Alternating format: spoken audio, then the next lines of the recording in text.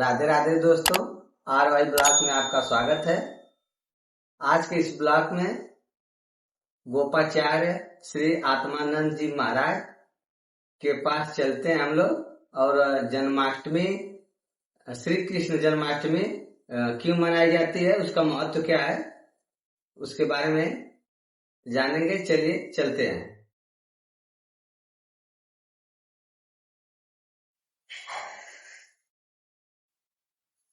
राधे राधे महाराज। राधे राधे। बैठिए।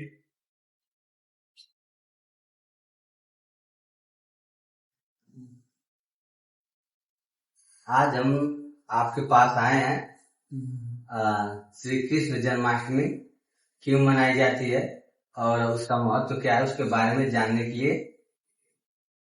श्री कृष्ण जन्माष्टमी क्यों मनाई जाती है और उसका महत्व क्या है, ये जानना चाहते हैं। जी जी। तो इसके लिए श्री कृष्ण जन्माष्टमी के महत्व को जानने से पहले लोक को जानना होगा। तीन लोक मतलब कि ईश्वर कौन है और श्री कृष्ण भगवान का वास्तविक निवास स्थान कहाँ है। जब ये बात जान जाएंगे तब श्री कृष्ण जन्माष्टमी के असली स्वरूप को आप लोग जान पाएंगे। जी। वैसे श्री कृष्ण जन्माष्टमी मोक्ष प्राप्ति का अंतिम पादान है। जी।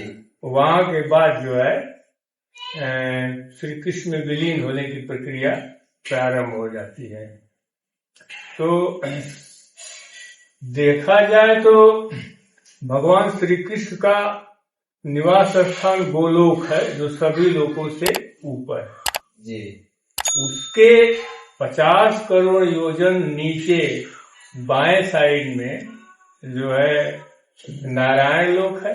जी। और 50 करोड़ योजन दाहिने साइड में शिव लोक है और उसके नीचे करोड़ों मन मतलब कि अनगिनत ब्रह्मांड है।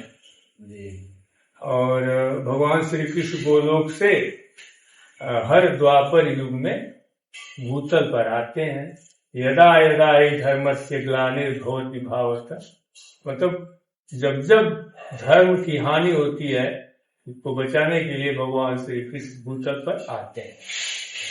और श्री कृष्ण मतलब कि भादो माह की जो अष्टमी होती है उसी में वो जो है भगवान श्री कृष्ण आते हैं और उन्हीं के जन्मदिन को मनाने के लिए श्री कृष्ण जन्माष्टमी मनाई जाती है। जी। और बड़े धूमधाम के साथ लोग त्योहार को मनाते हैं। हरी जगह मनाई जाती है, वृंदावन में तो बड़े धूमधाम के साथ मनाई जाती है। अब रही बात श्री कृष्ण जन्माष्टमी मनाने की से क्या लाभ है, उसके क्या फल मिलेंगे, ये आप जानना चाहते हैं। जी जी। तो इसको जो है तो बहुत कम ही लोग जानते हैं, लेकिन उसका महत्व क्या है उसके बारे में देखिए, ये श्रीमद् देवी भागवत पुराण है जी। इसमें बताया गया है कि देवी इसमें कि श्री कृष्ण जन्माष्टमी क्यों मनाई जाती है। तो श्रीमद् देवी भागवत पुराण के 9वें स्कंद के अध्याय 30 में श्री कृष्ण जन्माष्टमी के बारे में बताया गया है कि इससे क्या लाभ होते हैं। तो आप देख सकते हैं श्री कृष्ण जन्माष्टमी के बारे में लिखा गया है 30वां अध्याय।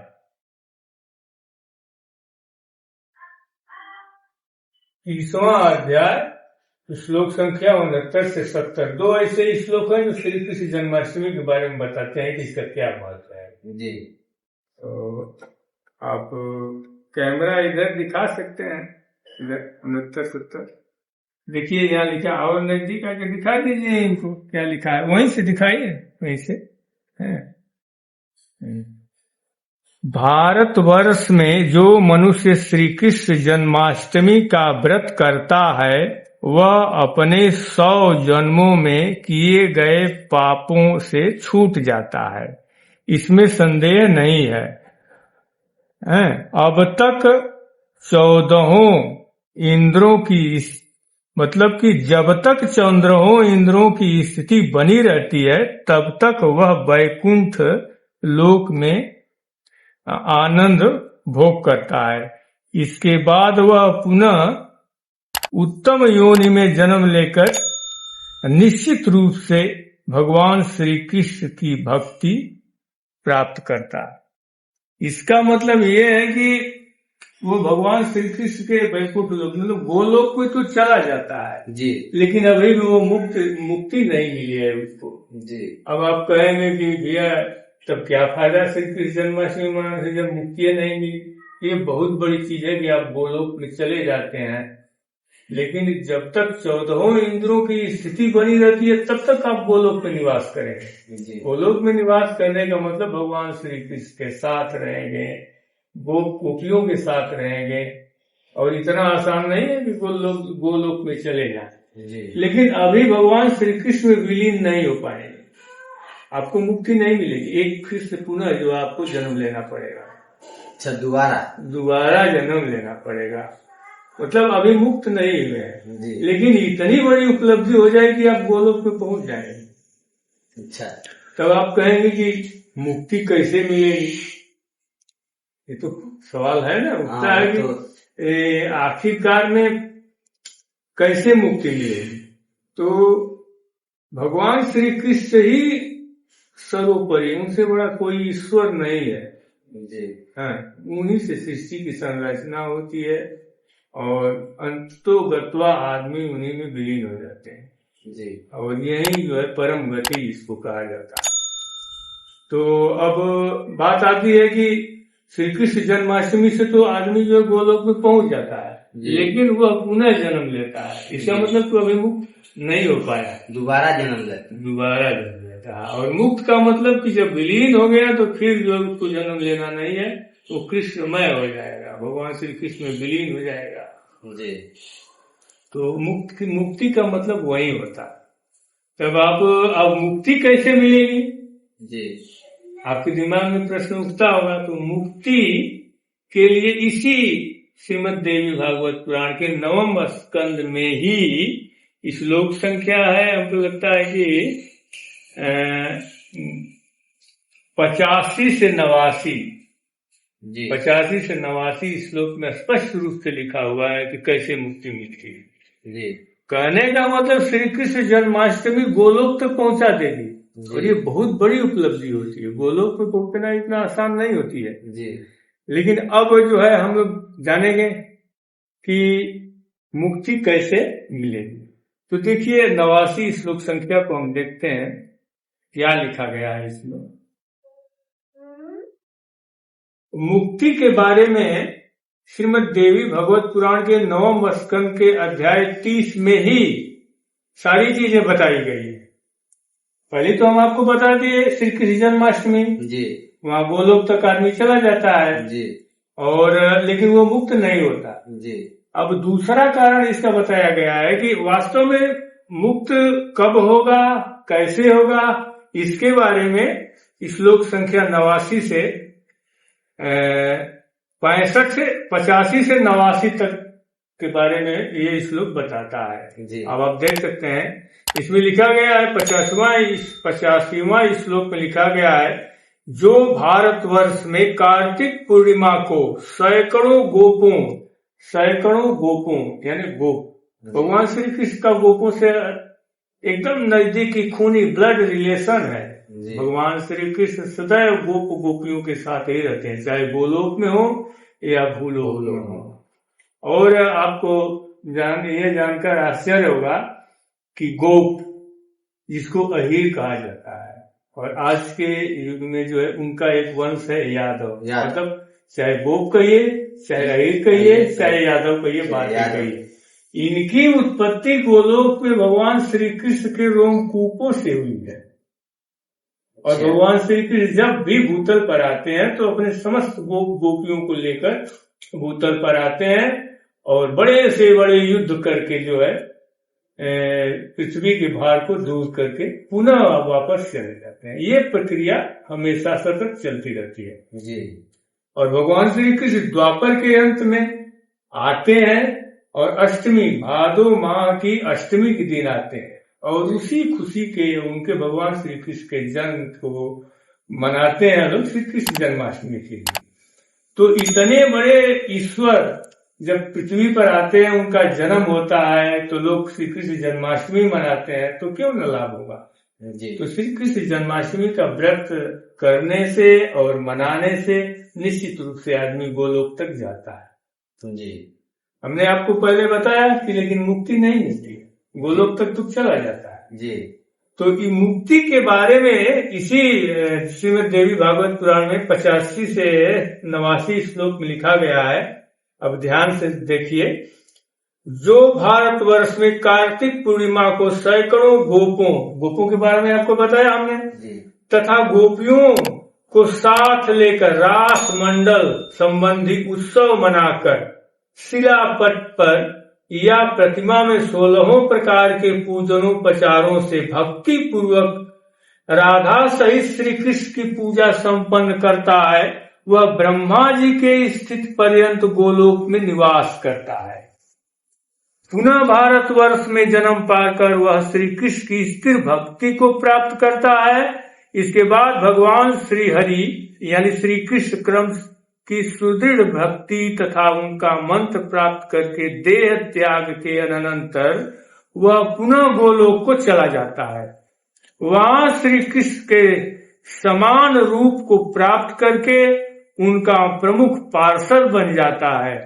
पुनः वहां से उसका पतन नहीं होता है, अर्थात वह जरा मतलब बुढ़ापा और रोग से और मृत्यु से सर्वथा रहित हो जाता है। एक बार भगवान श्री कृष्ण के यहाँ वो चला जाए तो वह सदा सदा के लिए भगवान श्री कृष्ण में विलीन हो जाता है और मुक्ति प्राप्त कर देता है।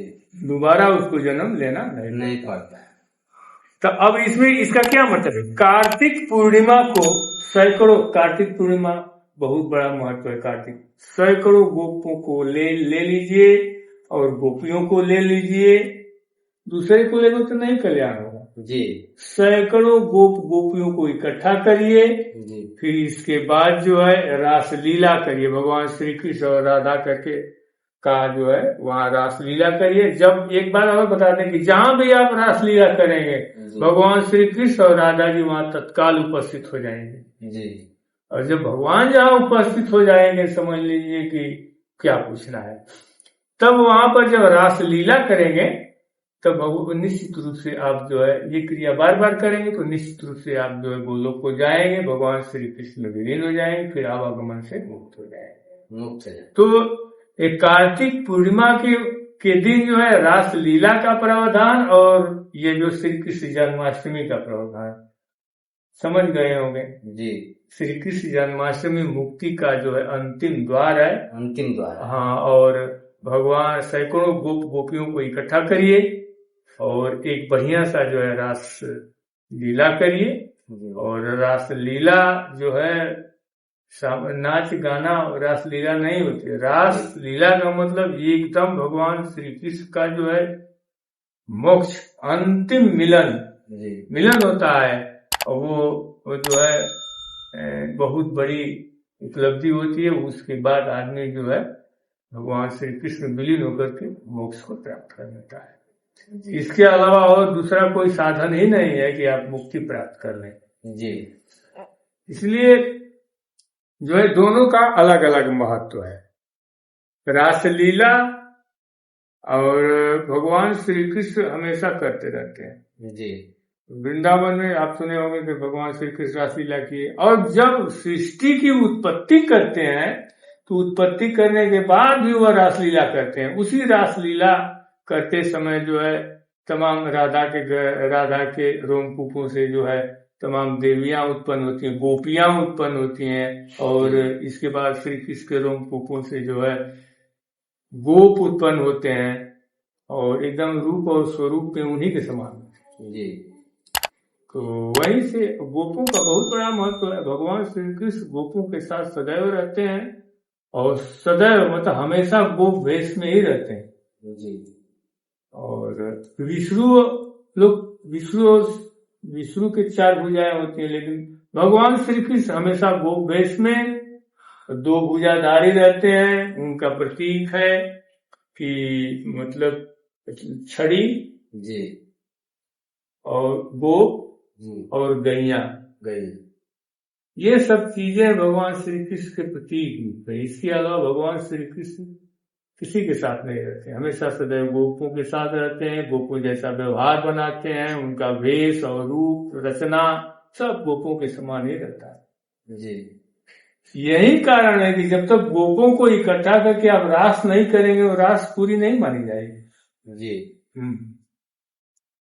हर तरह से, मतलब जब चाहे गोपों को ले लीजिए और गोपियों को ले लीजिए और रास करिए। रास का मतलब एक जो है श्री कृष्ण में प्रेम संबंध का होना होता है जी तब जाकर के मुक्ति होती है। तो हमको लगता है कि आप समझ गए होंगे कि श्री कृष्ण जन्माष्टमी का क्या महत्व होता है। मुक्ति के लिए ही श्री कृष्ण जन्माष्टमी मनाई जाती है जी और मुक्ति का अंतिम साधन है वो, अंतिम पादान पर, यहाँ तक कि आप गोलोक में चले जाएंगे। जी मान लीजिए मुक्ति नहीं मिलेगी, लेकिन फिर आप जन्म लेंगे आप, और जन्म लेंगे इसके बाद सुस्थित श्री कृष्ण की भक्ति प्राप्त करेंगे, और जब भक्ति प्राप्त करेंगे तो निश्चित रूप से आप रास करेंगे गोप और गोपियों को लेकर। जी जब गोप गोपियों को लेकर के रास करेंगे तो भगवान श्री कृष्ण और राधा स्वयं प्रकट होंगे वहां, और ये क्रिया बार बार करेंगे तो निश्चित रूप से मुक्ति मिलेगी। ठीक जी।